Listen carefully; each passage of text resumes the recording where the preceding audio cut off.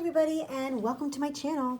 Last week, actually a couple days ago, I posted this spread and it was a rainbow hexagon spread, and I got so many questions on how to make the hexagons that I decided to do another spread very similar using the Womankind sticker books.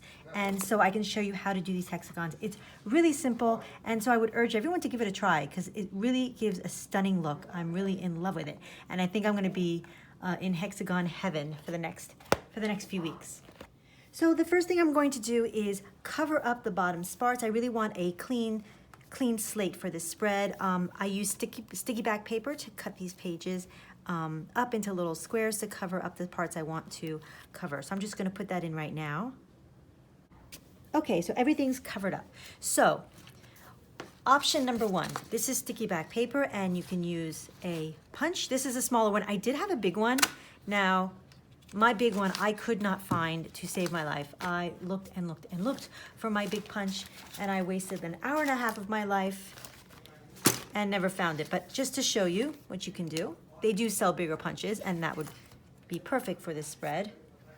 So you take your mile liner and you can just go against and follow the lines. And then you have like a colorful box sticker, but instead you have a hexagon instead of a box. Now, you could do it this way. Take some sort of practice, but I think there's an easier way. And I still don't think it's perfect. Like if you want to get rid of these breaks, you can go over just the middle part. See, and then I did it wrong here. It's very easy to make a mistake. They just don't look pro. I'll do it again. Just do the middle so that it evens it out so you don't have those marks. Actually, it's not that bad when you think about it, but that's not ultimately how I'm going to do this. So you can do, since I don't have the right size. So what I did is I cut a couple of different sizes in my Cricut. I did this size. I had these kinds of things. I cut a whole bunch of different sizes. I experimented with different colors and how it would look out. So this is the size that I ultimately chose.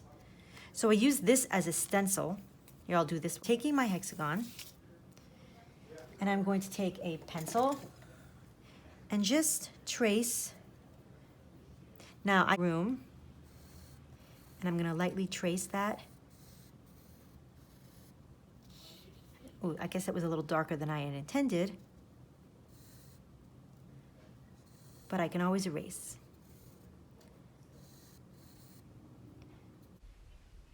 So I'm speeding up the video here.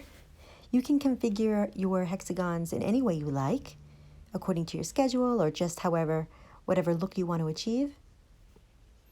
So I'm lightly tracing them with my pencil, and you really don't have to worry about the marks. You can always erase. And there, all my hexagons are finished. So I'm taking out my sticker book, my Womankind sticker book, and since I'm going to be using the florals, I want my mile liners to match. So I'm trying to decide now what colors I'm going to use. So I look at my flowers, and these are the 4 mile liners I'm going to use for my spread. So I'm starting to erase the marks, but I think that if you did this with a flare pen and you left the black lines, I think that would make a really cool look. So maybe another time I'll try that, but I don't do it this time around. So I'm starting to draw my hexagons, and I want to make sure when I'm tracing them to make sure the entire tip of the marker is flat against the surface, or else it's not going to be even. You want the entire line to be even. And I make the tip of the chiseled marker kiss the pencil mark. So I'm not going outside, I'm going inside. I mean, you can do it any way you like. You can even practice on another sheet of paper first. So here I'm using 4 different colors. I'm going for the green now. You can use all the same color. I think that would be a cool look as well. There's so many different variables that you can change for each spread so that they can be the same but totally different at the same time.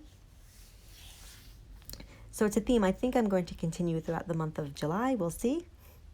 So here I'm doing purple. Now the purple comes across as really light, so sometimes I like to go over it. I don't go over it twice here, but after I filmed this video I did go over it again because I thought it was a little light in the pictures that I took. So here I am. I had 2 appointments on Wednesday, so each appointment got a hexagon. That's why there are two there.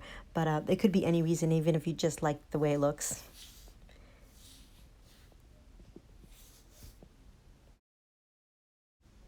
So now I'm starting the orange hexagon, and something goes wrong. I think I don't have the chisel tip completely flat on the surface, and I make a break.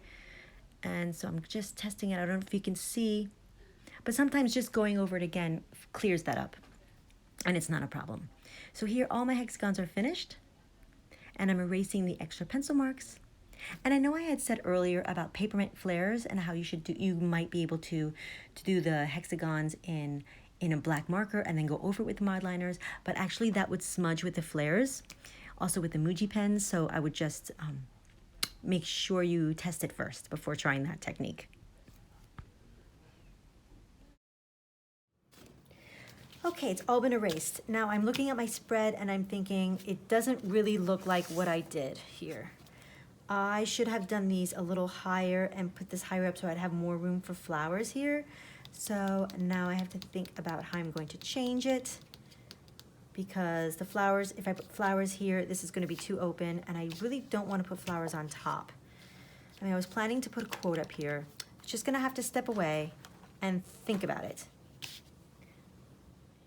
So as I'm thinking about it, I had a little visitor, and it's so annoying and very hard to concentrate when you have the pet that decides they want attention all the time.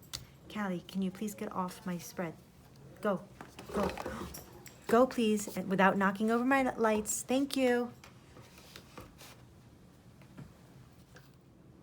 It's been about 15 minutes and she's still sitting there. She will not get up. I think I'll use this time to just think about what I'm going to do with this spread. Okay, so now that all the hexagons are made and the pencil markers are erased, I'm going to attempt to cover up these lines with this Tombow correction tape runner. So here we go. I've used this before. I think for my last spread, I think it works well. You can also use a jelly roll pen, but I can't seem to find mine. So this is going to have to do.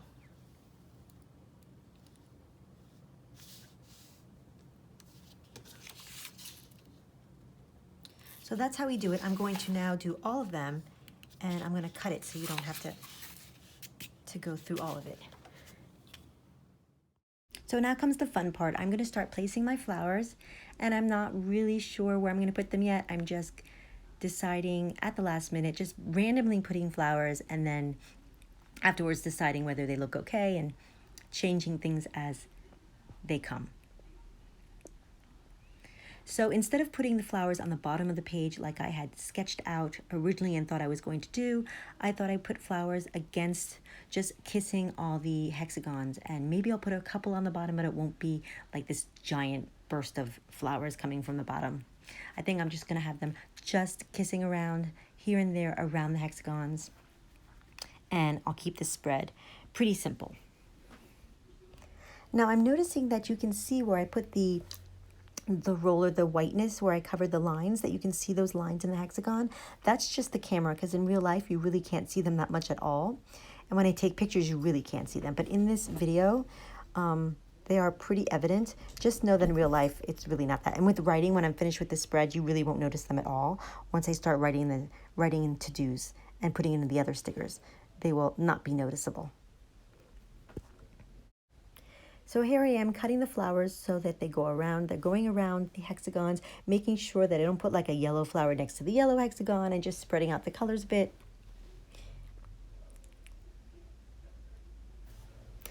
I'm also trying to extend the life of this sticker book and use every bit of sticker that I possibly can, because I'm one of those few fanatics that do not buy more than one style of a book. I only have one of each. I actually don't even have all the sticker books, but I have about maybe 75% of them. And I never buy a double of a book. I don't have a double of any of the books. I just refuse to do that, because I know that the Happy Planner will come out with more stickers that are even better than the other ones. So, but I do love these so much. So I do want to extend the life of this book as much as I can. So I'm finishing up the right side of this spread, and I'm not very confident in how it's looking. I don't know if I'm going to be putting quotes. I'm hesitating with every sticker. I don't know if you've all felt this before, but I feel like I'm going nowhere with this spread. I had a lot of ideas, had big ideas for this spread, and it's just not coming along the way I want it to. I still think it's pretty. I mean, the stickers are gorgeous, so no matter what you do, it's going to be a gorgeous spread, but it's not really what I was looking for. But I'm just chugging along here. Sometimes when you add the details, when you add one little quote, everything just comes together. I'm not quite there yet. You got to bear with me, folks.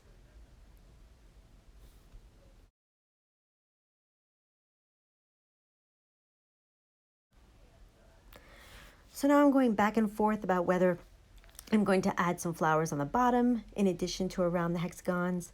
And I decide finally to put just a couple on the bottom just to balance it out. So at this point, I'm still not completely confident with my decision, but sometimes you just got to go with it. You got to make that decision and just stick with it. And you can always change it. And I don't mean by changing, I don't mean taking off a sticker. Usually when I put a sticker down, if I put it straight, it's there. I very rarely change my mind once I put a sticker down. I'll put something else next to it. If I find out that it's not looking right, I'll put another sticker next to it, or a quote or a box. But I rarely take a sticker off once it's down.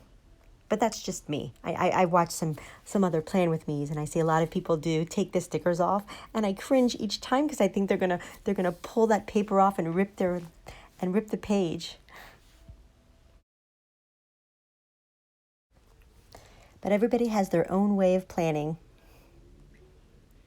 So I'm just deciding on these last couple flowers. There we go. And trying to think about at the same time where I'm going to put a quote. I have a trip planned for this weekend. We're leaving on Thursday and spending the entire week with my two best planner friends. So I'm going to use that quote, and I'm going to put it right there. Friends who slay together, stay together. I think that's kind of appropriate for my girl gang. And on the left side, I'm going to use this big box sticker. I'm going to place it down and probably use that for a packing list. But I think I want that flower to go over it. So here I do take off a sticker. Not entirely, just the edge, so that it will go over that box. So I'm going to put to-dos or probably a packing list for this weekend. So I think I'm going to add another sticker and layer that on top of that long box sticker. I think a little flag there will look nice. There we go. So now I'm going to add some details. I think the details can make or break a spread. I'm also using them to cover some of that whiteout that I've used. Although I've got to say, in real life, it doesn't look half as bad as in this video.